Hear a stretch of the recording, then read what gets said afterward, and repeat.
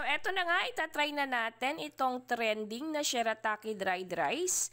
So, no need to cook daw ito. So, sabi nila maganda tong alternative, especially dun sa mga nagda-diet at gusto ng low carb na meals. So, magandang substitute daw to sa regular rice natin.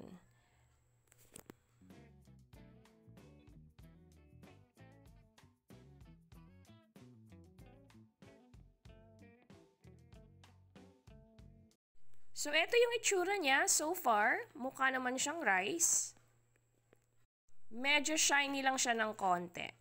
So, sa instruction, 1:1 daw. So, lalagyan natin to ng hot water.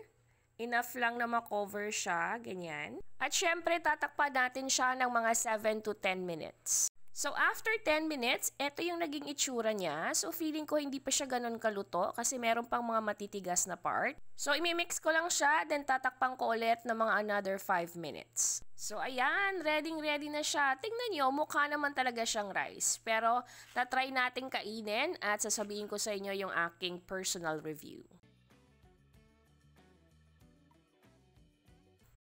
So, kalasa ba niya yung regular na rice? Para sa akin, medyo.